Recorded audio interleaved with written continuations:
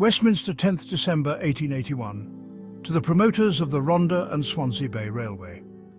Gentlemen, in accordance with instructions given at the last meeting of the committee, we now beg to lay before you an ordnance map with the several railway schemes for obtaining access to the Rhondda Valley, which have been deposited and marked upon it in distinctive colours.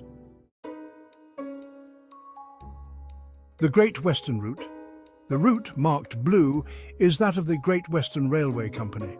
The new railway is proposed to be constructed at Pyle, Hendriforgan and at Tonyrefail to a junction with the Taff Vale at Porth. The agreeable length of the new line being 5 miles 5 furlongs, connecting portions of the Great Western, Linvey and Ely Valley Railways and thus forming a route. Access to the Rhondda is obtained not in the manner the Great Western Chairman informed your deputation, but by a tunnel of 3,272 yards. This tunnel is laid out on a uniform gradient of 1 in 80 against the load, and the total length of that gradient against the load in the direction of Swansea is 3 3/4 miles, and toward Cardiff 2 1/4 miles. Ferry for Britton Ferry and the Neath Docks and Towns, a junction with the Swansea and Neath Railway at Britton Ferry Road Station. Access to Aberavon and Port Talbot is obtained by the construction of a short branch 6 furlongs in length from the main line at Pontrydyffryn to the Carmarthen Railway, and the utilisation of the existing railway for 3 1/2 miles to Aberavon and Port Talbot. The plans also include the acquisition of a piece of land for station purposes adjoining the town and works at Aberavon. The new railways proposed, including the short junction and branches referred to, will be 20 1/4 miles, and with the Carmarthen Railway will comprise an aggregate of 23 3/4 miles of working and earning railway. The route to Swansea is from Treherbert via Simmer, the left side of the River Avon, to Pontrydyffryn, and then on the right of the valley through Carmarthen Forks via Baglan by a tunnel 1,530 yards long to Britton Ferry. Thence it crosses the River Neath near the seaside of Britton Ferry docks and along Kremlin Burrows to Swansea. It's 21 1/2 miles from Pentre to Swansea, being the same as from Pentre to Cardiff by the existing Taff Vale route. The railway will pass through and serve the populated district of Cwmavon and several manufactories in active operation. It will also open out the new mineral field lying between Simmer and Pontrydyffryn, which is currently without accessible railway accommodations.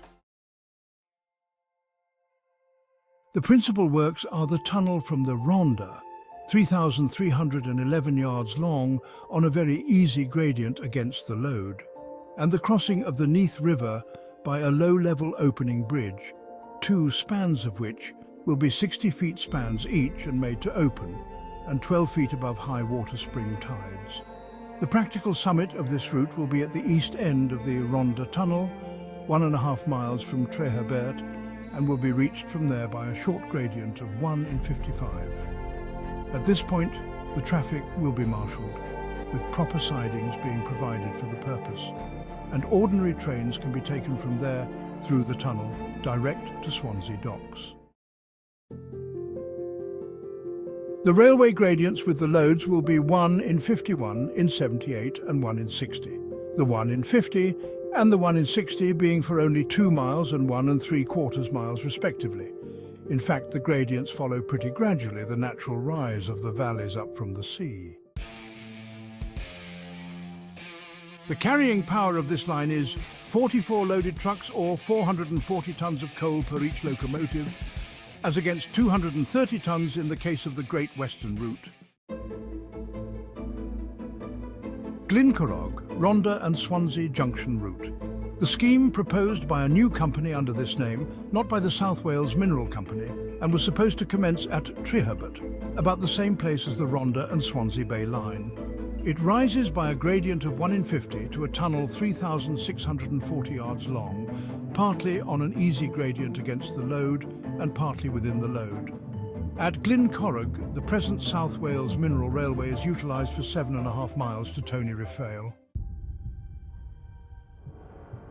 A tunnel 600 yards long is then proposed under that railway, and a deviation 4 miles and 3 furlongs in length is laid out to alleviate the use of the present rope incline, similar to the one deposited last year. It terminates by the junction with the Great Western at the point between Britton Ferry and Neath. The deviation line will be for 3 1/8 of a mile on the gradient of 1 in 44.5 with the load. There is also a branch from this line at the Eagles Bush to the Vale of Neath Railway at Cadoxton, 1 mile and 7 furlongs long, to which 1 mile and 5 furlongs is on a gradient of 1 in 42 with the load. Another branch is proposed from the incline deviation line from the Britton Ferry across the River Neath at Giant's Grave to Swansea East Dock Railway at St Thomas's S, near the point proposed for the junction therewith of the Rhondda and Swansea Bay Railway. The principal works are the Glencorrog Tunnel, 3,640 yards long, but as this tunnel is shown to commence outlings 90 feet deep, it is necessary to make it 3,781 yards in length to construct it on fairly equal terms with the other tunnel referred to. Also, to do so, we have to accept a cutting close to the East Tunnel mouth, 100 feet deep, which should properly have been tunnelled and which would still further lengthen the Glencorrog Tunnel.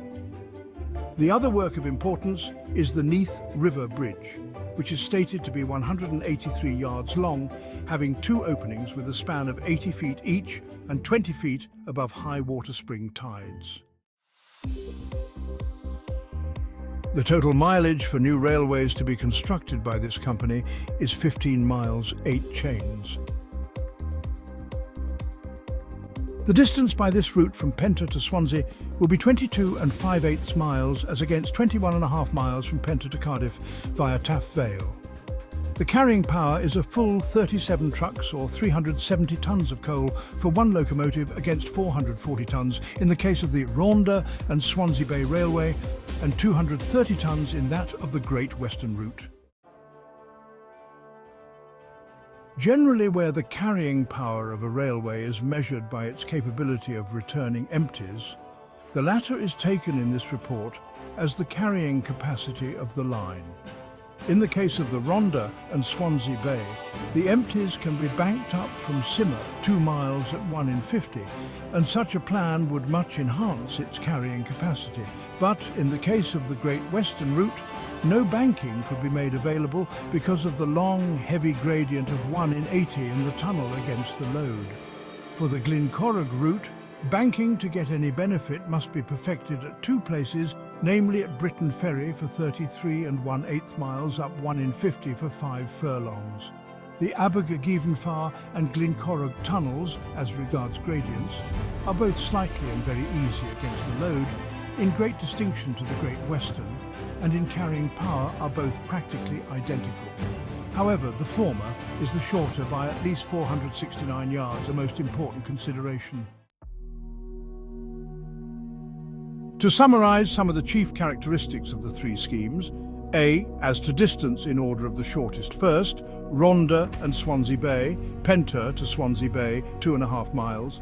Second, Glencorrog, Rhondda and Swansea Junction, 2 1/8 miles. Thirdly, Great Western, 40.5 miles. B. As to carrying power in order of the greatest, first Rhondda and Swansea Bay, 440 tonnes per train with 1 engine. Second, Glencorrog, Rhondda and Swansea, 230 tonnes per coal train with 1 engine. C. As a new line to be constructed in order of the least length. First, Great Western, miles per chain, 547.5.